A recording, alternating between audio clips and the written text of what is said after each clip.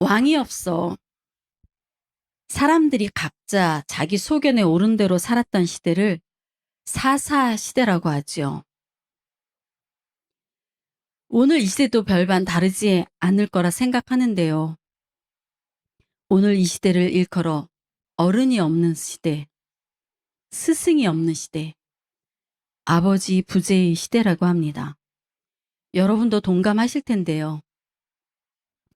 우리 어렸을 때만 해도 길에서 아이들이 잘못하는 것을 보면 지나가던 어른들이 어험, 이 녀석들 그럼 안 돼. 못 써. 이렇게 말씀하시면 자기 아버지가 아니더라도 네, 죄송합니다. 그리고 하던 것을 멈추던 그런 시대였습니다. 오늘 만약에 그렇게 한다 그러면 큰일이 나죠. 내 자식이든 남의 자식이든 어른 말을 들으려 하지 않는 시대입니다. 어쩌다 우리 사회가 이렇게 되었을까요? 어른이 없고 스승이 없고 아버지가 없는 이 시대에 우리가 잘못한 것은 무엇인지 오늘 말씀을 통해 하나님은 우리에게 무엇을 회복하라 말씀하시는 것인지 저와 여러분이 함께 은혜를 나누시겠습니다. 오늘 본문 말씀의 배경을 보면 이스라엘 민족의 지도자 사무엘은 모세, 엘리야, 또 예레미야와 어깨를 같이 하는 구약을 대표하는 지도자, 스승인 것입니다. 그런 사무엘이 지금 어린 시절입니다. 그의 어머니 한나가 눈물의 기도를 통해 낳은 아들이지요.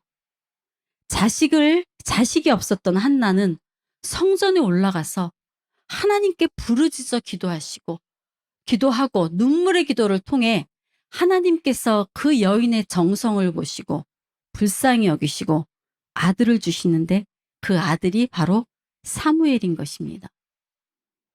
그렇게 하나님 은혜에 감동한 한나는 믿음으로 낳은 어린 사무엘, 젖을 떼자마자 그 사무엘을 데리고 성전에 올라가서 엘리 제사장에 가서 제사장 밑에서 하나님의 종으로 훈련받게 만듭니다. 하나님께 바쳐진 사무엘인 것입니다. 그래서 이 사무엘은 어렸을 때부터 성전에서 부모와 떨어져 나실인으로 그렇게 하나님의 종으로 키워졌습니다. 그랬던 그 사무엘이 나라가 없던 12부족 이스라엘을 통일하고 사울왕과 다윗왕을 세워 이스라엘 왕국으로 만드는 1등 공신이 사무엘인 것입니다. 오늘 본문 1절에 아이 사무엘이 엘리 앞에서 여호와를 섬길 때에는 여호와의 말씀이 희귀하여 이상이 흔히 보이지 않았더라. 여러분 나눠드린 유인물을 보시면서 말씀을 함께 보시기 바랍니다. 지금 이 시대 상황은 아직 사사시대입니다. 왕이 없는 시대, 이스라엘은 위로 지도자들로부터 아래로는 백성 모두가 타락한 시대. 그래서 하나님이 말씀하기가 싫어서 마음이 상하여서 입을 다무신 거예요. 그 상황을 오늘 성경은 말씀이 희귀한 시대라고 기록하고 있는 것입니다. 하나님의 말씀이 희귀한 시대라는 것은 하나님이 마음이 상하셔서 말하고 싶지가 않으신 거예요. 하나님의 말씀을 들을 자가 한 사람도 없었던 거예요. 2절에 보면 당시 이스라엘의 지도자였던 제사장 엘리는 눈이 어두워서 잘 보지 못했다라고 기록되어 있는데요. 이 말씀의 뜻은 엘리 제사장이 나이가 들어 노안이 와서 눈이 침침해졌다라는 그런 뜻이 아닙니다. 영적으로 타락해서 이스라엘을 하나님께로 이끌어야 할 제사장임에도 불구하고 몸과 마음이 영적으로 타락해서 영적인 눈이 멀었다는 것입니다. 하나님의 말씀을 귀히 여기지도 않고 순종하지도 않아서 그의 영안이 어두워졌다는 뜻인 것입니다. 제사장이었던 그의 두 아들이 거룩해야 할 성전에서 성범죄를 저지르고 백성들이 하나님께 드리는 그 헌물을 중간에서 가로채고 강탈하고 도둑질하고 그런 죄악을 저지르는 것을 알고도 그 아버지 엘리가 그 두 아들을 꾸짖지도 않고 오늘 2장 24절에 보면 이렇게 말하는 것입니다. 내 아들들아 그리하지 말라. 내게 들리는 소문이 좋지 아니하니라. 너희가 여호와의 백성으로 범죄하게 하는도다. 이렇게 말로 타이르는 것입니다. 또 본문 오늘 3절에 보시면 자기가 성전한 하나님 법궤 안에서 법궤 옆에서 하나님의 등불을 지키고 있어야 하는 제사장임에도 불구하고 자기는 처소에 가서 누웠고 어린 사무엘이 대신하여 성전에서 쪽잠을 자며 하나님의 법궤를 지키고 하나님의 불이 꺼지지 않게 하고 있는 장면인 것입니다. 이러한 이유들로 하나님은 이미 엘리 제사장을 버리기로 작정하시고 어린 사무엘을 대신 이스라엘의 지도자로 부르시고 계시는 것입니다. 3절, 4절 저와 여러분이 함께 읽겠습니다. 시작. 하나님의 등불은 아직 꺼지지 아니하였으며 사무엘은 하나님의 궤에 있는 여호와의 전 안에 누웠더니 여호와께서 사무엘을 부르시는지라 그가 대답하되 내가 여기 있나이다 하고. 여러분, 저는 이 말씀을 읽을 때마다 너무 각성이 돼요. 우리가 자식들을 세상을 따르는 성공주의자들로 정신없이 키우다 보니까 하나님의 말씀과는 먼 그 길을 가게 하고 있는 건 아닌지 회개하시기 바랍니다. 코로나로 인해 온라인으로 예배를 드리고 유튜브로 좋은 설교들을 찾아보다 보니까 자고 일어나면 밤새 설교들이 쏟아지고 있다 보니까 정작 말씀에 대한 경외심이 없어져서 말씀을 소중히 여기는 것이 아니라 오히려 말씀을 경히 여기는 시대가 된 것입니다. 아모스 8장 11절에 아모스 선지자가 이렇게 말씀합니다. 주 여호와의 말씀이니라. 보라, 날이 이를지라 내가 기근을 땅에 보내리니 양식이 없어 주림이 아니며 물이 없어 가람이 아니요 여호와의 말씀을 듣지 못한 기갈이라. 홍수 때 물은 넘치는데 정작 마실 물이 없는 것과 같은 거예요. 자고 일어나면 온갖 유튜브로 텔레비 방송으로 설교는 쏟아지고 있는데 이 시대에 생명의 말씀이 없는 거예요. 말씀을 들으려 하지 않는 거예요. 예배에 나와서 하나님께 나의 온 마음과 정성으로 하나님께 예배를 드리려고 하는 그런 자세로 예배에 나오는 것이 아니라 오늘 목사님은 설교를 얼마나 잘하나 보자. 오늘 이 목사님은 왜 우리 담임 목사님은 이렇게 설교를 길고 지루하게 하는 거야. 평가하는 것입니다. 그러다 보니까 오늘 예배에 하나님이 살아계셔서 하나님이 친히 말씀하시는 그 생명의 말씀이 내 가슴에 레마의 말씀으로 심어지지 않는 거예요. 그렇습니다. 주님, 제가 잘못했습니다. 어른이 없는 시대, 스승이 없는 시대, 아버지가 없는 부재의 시대, 제가 만든 것입니다. 제가 자녀들을 그렇게 길렀어요, 주님. 성공해라, 성공해라. 예배 빠지고 학원 가라니까. 점수 1점 올리는 게 더 중요하지. 설교를 쇼핑하듯이 골라 듣다 보니까 담임 목사님의 설교가 시시하게 여겨지는 것입니다. 아이러니하게도 최첨단 시대를 살고 있지만 자꾸만 중요한 것을 잃어버리는 상실의 시대를 우리가 살고 있는 것입니다.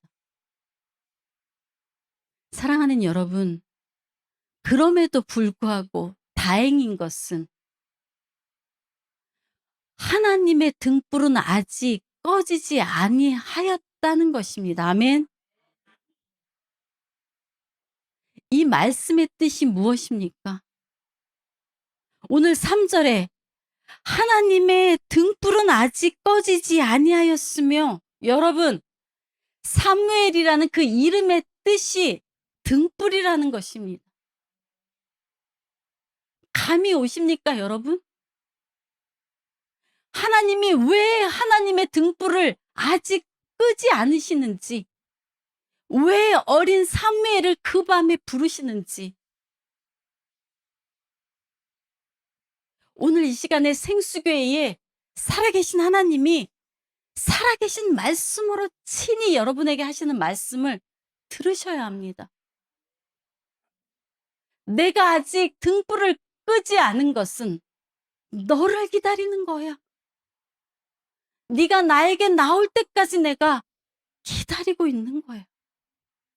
아직 마음을 닫지 않으시고 하나님의 임재 곁에 머무를 그 한 사람을 찾으시는 것입니다.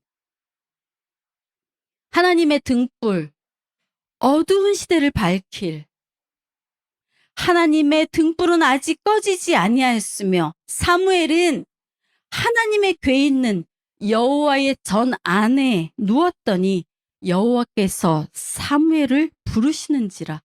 그가 대답하되 내가 여기 있나이다 하고, 여호와께서 사무엘을 부르시는지라. 그가 대답하되 내가 여기 있나이다 하고, 어둠의 시대를 밝힐 하나님의 사람, 저 오선경이 여기 있습니다. 주님, 제가 준비되어 여기 있는 것입니다. 사랑하는 여러분, 저는 저와 여러분이 하나님이 부르시는 그 한 사람이 되시길 축원합니다. 우리 3절, 4절 이 말씀 다시 읽겠는데요. 읽으실 때 사무엘이라는 그 이름 대신에 각자 여러분의 이름을 넣으셔서 함께 읽겠습니다. 시작. 하나님의 등불은 아직 꺼지지 아니하였으며 오선경은 하나님의 궤에 있는 여호와의 전 안에 누웠더니 여호와께서 오선경을 부르시는지라. 오선경이 대답하되 내가 여기 있나이다 하고, 여호와께서 사무엘을 부르시는지라. 그가 대답하되 내가 여기 있나이다 하고. 아멘. 어두운 시대에 아직 꺼지지 않은 등불이 있다는 것입니다. 하나님을 찾는 그 한 사람, 그 한 사람이 곧 시대의 등불이라는 것입니다. 사랑하는 여러분, 꺼지지 않는 이 시대의 등불이 되시길 주님의 이름으로 축원합니다. 하나님의 교회를 지키세요. 하나님의 교회의 부흥이 어려운 시대, 이제 하나님의 교회의 부흥은 절망적이라고 그렇게 포기하지 마세요. 힘들다 포기하지 마세요. 여러분이 이 시대의 사무엘이 되세요. 타락한 시대를 향하여 마음이 상하셔서 침묵하신 하나님, 너희들하고는 말하고 싶지가 않아. 입을 다무시는, 말씀이 희귀한 시대라고 말하지 마세요. 여러분이 계시기 때문에. 여러분 하나님이 찾으시는 거예요. 하나님 곁에, 하나님 임재 곁에 여러분 계시기 바랍니다. 그러면 저와 여러분에게 하나님은 기뻐하셔서 밤새도록 대화하시고 밤새도록 수다를 떠시는 그런 분이 우리 하나님이세요. 우리가 알지 못하는 하늘의 비밀을 알려주시고 내일의 계획을 말씀해 주시고 내가 너를 어떻게 쓸 거야?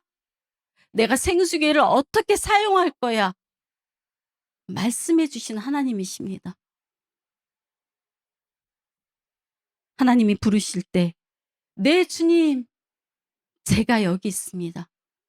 나를 사용하시옵소서. 믿음으로 반응하시는 여러분 되시길 바랍니다. 하나님의 법궤가 있는 성전 안에 머무르세요. 하나님의 부르심이 들릴 것입니다. 하나님의 나라가 여러분에게 펼쳐질 것입니다. 하나님의 부르심에 반응하는 사람들이 되시길 바랍니다.